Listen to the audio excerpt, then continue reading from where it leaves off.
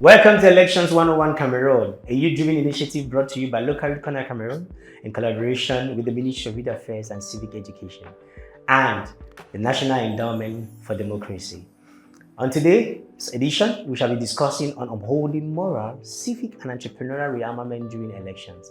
My name is Emmanuel Yogbate, and I'm excited to be joined in the studio by Biloa Bertrand, Chief of Service at the Ministry of Youth Affairs and Civic Education.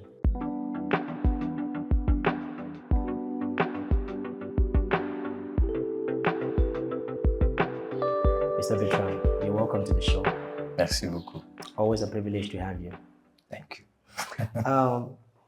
What does moral and civic rearmament require in the context of elections? Dans un contexte d'élection, qui est un contexte fragile dans tous les pays, je pense que les valeurs civiques et le rendement moral et civique demandent l'adhésion de toutes les parties de la société. Nous faisons la promotion du réarmement moral, civique et entrepreneurial, mais si les populations n'adhèrent pas, oui, nous n'allons pas atteindre le résultat que nous voulons, un peuple exemplaire, c'est-à-dire qui manifeste des valeurs civiques et morales positives. Donc, pour le bien de la nation, pour le bien du déroulement des élections, je pense qu'il est nécessaire que les populations adhèrent au réarmement moral et civique, qu'ils acceptent le concept. Pas comme venant d'un instrument gouvernemental qui favorise telle ou telle politique, mais comme venant d'une structure de l'État qui veut assurer la stabilité du pays pendant les élections. There's one thing I picked from the discourse is that this process must be accepted by the population. It must be accepted. If the process is not accepted, or if there's any sense of disparity among different demographics within the electoral context, then it's not going to reassure a very stable, fair, and peaceful electoral process. So there is need for acceptance. Okay, how can entrepreneurial initiatives promote civic responsibilities amongst the youth? Bon, je vais comprendre dans ce sens, comme les entrepreneurial initiatives, comme des mécanismes qui sont mis sur le terrain pour promouvoir les valeurs civiques et morales. Oui. Dans ce sens-là, je pense que s'il faut mettre en œuvre ce genre d'entreprises sur le terrain qui vont intéresser tout le monde, ça doit être avec la participation des intéressés.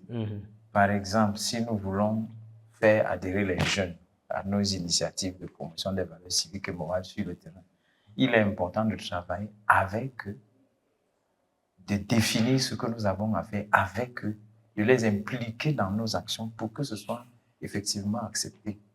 Donc, ça ne doit pas être des entreprises qui sont initiées par le haut et imposées.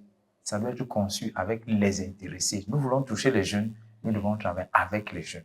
Nous devons toucher les adultes, nous devons travailler avec les adultes. On veut intéresser les femmes à notre processus, on doit aller vers les femmes et les impliquer depuis le départ jusqu'à l'aboutissement du processus, des mécanismes que nous voulons mettre sur pied sur le terrain. Donc, je pense que c'est dans ce sens-là. If we must foster entrepreneurial initiatives to promote civic responsibility amongst youth, there must be a sense of inclusivity. Everyone needs to be included because any group you want to touch, you must go towards the group. Like you said, if you want to work with the youth, you must go towards the youth. If you want to work with the adults or the older generation, you must go towards them and ensure that the entire process is inclusive so that everybody feels like they're playing a part in the entire process. It leads me to my other question. What role do ethics play in shaping voter behavior and electoral integrity? Ok. Je pense qu'à ce niveau, les valeurs civiques, enfin, ethics, les valeurs. Yes. Oui, je crois que ça permet d'abord aux électeurs ou à la mentalité électorale de comprendre que le vote, ce n'est pas la guerre. Le vote, c'est l'expression d'un choix délibéré. Yes.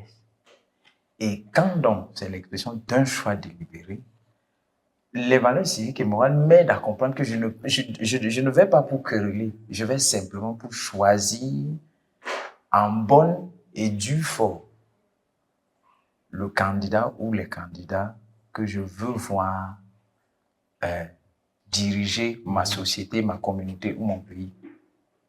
Mais dans un autre sens aussi, ça permet de prendre les élections comme une phase, comme une étape de la vie d'un pays. Et c'est tout à fait normal. Il est normal qu'après une certaine période dans un pays démocratique, qu'on choisisse les gens qui vont nous gouverner. Avec cette mentalité-là, nous allons aux élections, pas pour quereller, pas pour nous battre ou pour verser le sang comme on a vu dans certains pays, mais pour exercer librement notre droit de citoyen dans un contexte paisible. We're expected to demonstrate integrity throughout this process. Biloa said it's not a time for us to fight. A time for election is when people demonstrate their choice for who they think is competent and has the capacity to lead them for the next couple of years, as it's in the case even in our nation, which is 7 years, and in some cases 5 years. How can communities cultivate a culture of accountability during elections? Because any proper society, any nation must put in place measures in societies and communities that shall push for accountability, because we have a role, even as a community, to play while the state is playing their own role. So what measures do you think communities can cultivate, or what cultures can they cultivate to ensure accountability during the electoral process? Ok. Ce que je vais dire ici d'abord, c'est que cette question, c'est un appel à un sens des responsabilités. Yes. Quelqu'un m'a dit à Garigombo, j'étais en mission à Garigombo, il m'a dit que nous avons un pays, un seul pays. On n'a pas deux pays.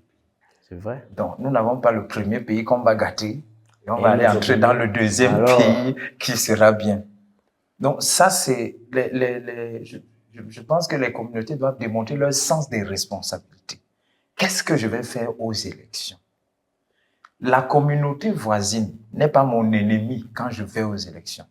Le Bamileke n'est pas l'ennemi du Béti. Ou l'anglophone n'est pas l'ennemi du francophone. C'est simplement que tous doivent comprendre que leur responsabilité dans un contexte comme celui-ci, c'est de promouvoir ces valeurs-là pendant les élections. Et leur responsabilité aussi, c'est de choisir pas sur la base des considérations tribales ou ethniques ou autres. Mais je pense que le besoin pour les communautés, c'est de comprendre que celui qui va diriger ne dirige pas seulement les Bassa ou les Béti ou les anglophones ou les francophones. Il dirige tout un ensemble. Et chaque communauté doit donc savoir faire le bon choix en ce moment, en choisissant avec un sens des responsabilités. Parce que dans une génération, nous serons partis. Qu'est-ce que nous allons laisser à nos petits frères quand nous aurons fini de détruire la nation? Donc, nous allons montrer notre irresponsabilité en laissant un pays aux enfants qui doivent recommencer à construire.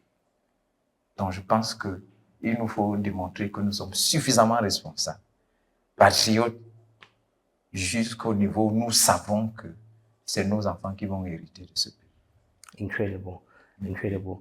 Our choices for candidates should be informed not by tribalistic associations or whatsoever, but our choices for candidates should be informed by the change we want to see based on their ideologies. The people that we believe have the right ideology, the right ideas to push us into the next phase of